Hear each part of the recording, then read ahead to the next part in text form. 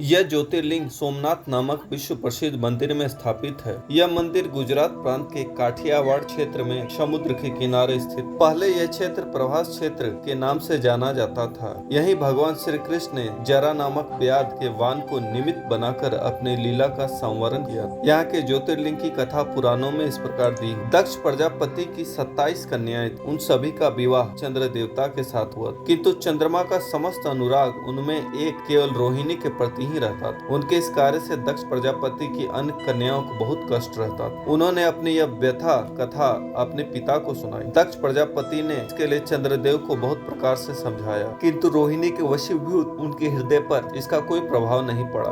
अंततः दक्ष ने क्रुद्ध होकर उन्हें क्षयी हो जाने का शाप दे दिया। इस शाप के कारण चंद्रदेव तत्काल क्षयग्रस्त हो गए। उनके क्षयग्रस्त होते ही पृथ्वी पर सुधा, शीतलता, वर्षण का उनका सारा कार्य रुक गया। चारों ओर त्राही त्राही मच। चंद्रमा भी बहुत दुखी और चिंतित। उनकी प्रार्थना सुनकर इंद्रादि देवता तथा वशिष्ठ आदि ऋषिगण उनके उद्धार के लिए पितामह ब्रह्मा जी के पास। सारी बातों को सुनकर ब्रह्मा जी ने कहा, चंद्रमा अपने शाप विमोचन के लिए अन्य देवों के साथ पवित्र प्रभास क्षेत्र में जाकर मृत्युंजय भगवान की आराधना करे। उनकी कृपा से अवश्य ही का शाप नष्ट हो जाएगा और ये रोग मुक्त हो जाएंगे। उनके कथा अनुसार चंद्रदेव ने मृत्युंजय भगवान की आराधना का सारा कार्य पूरा किया। उन्होंने घोर तपस्या करते हुए 10 करोड़ मृत्युंजय मंत्र का जप किया। इससे प्रसन्न होकर मृत्युंजय भगवान शिव ने उन्हें अमृत का वर प्रदान किया। उन्होंने कहा, चंद्रदेव तुम शोक न करो, मेरे वर से तुम्हारा शाप मोचन तो होगा ही, साथ ही साथ प्रजापति दक्ष के वचनों की रक्षा भी हो जाएगी। कृष्ण पक्ष में प्रतिदिन तुम्हारी एक एक कला